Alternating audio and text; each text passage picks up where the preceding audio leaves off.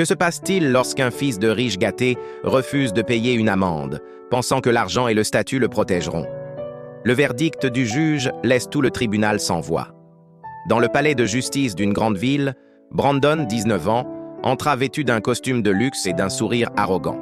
Il n'était pas n'importe quel adolescent. Il était le fils un riche homme des affaires. Une semaine plus tôt, Brandon avait été arrêté pour conduite dangereuse, grillant des feux rouges avec sa voiture de sport. Quand l'agent lui donna l'amende, il éclata de rire. « Tu sais qui est mon père? Je ne paie pas d'amende. » Au lieu d'assumer ses responsabilités, il ignora le PV. L'affaire arriva rapidement devant le tribunal. Le jour de l'audience, Brandon entra avec l'avocat hors de prix de son père, persuadé que le juge annulerait tout. La salle était pleine de spectateurs. Brandon s'adossa, bras croisés, sûr de lui. Quand le juge lui demanda de s'exprimer, Brandon ricana. « C'est ridicule. Les amendes, c'est pour ceux qui n'ont pas d'argent.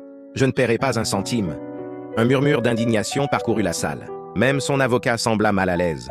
Le procureur présenta calmement les preuves, vidéos des caméras, témoignages de police et les risques encourus par les autres conducteurs.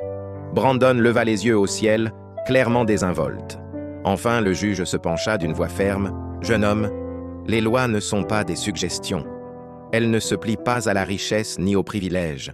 Votre comportement reflète non seulement de l'imprudence, mais aussi de l'arrogance. » Brandon haussa les épaules. « Et alors, mon père s'en occupera. » Le juge marqua une pause, puis rendit son verdict.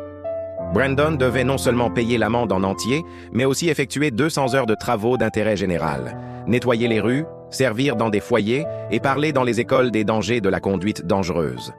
La salle explosa d'approbation. Le sourire de Brandon s'effaça, son visage devint blême. Pour la première fois, il comprit que son argent ne pouvait pas le sauver des conséquences. Quelques semaines plus tard, on le vit en gilet fluorescent, ramassant des déchets sous le soleil brûlant.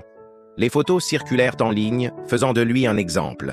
La justice est aveugle à la richesse. Et les mots du juge résonnèrent de pour toujours. Dans ce tribunal, tout le monde est égal devant la loi. La justice ne se soucie pas de l'argent ou du statut. Elle se soucie de la vérité.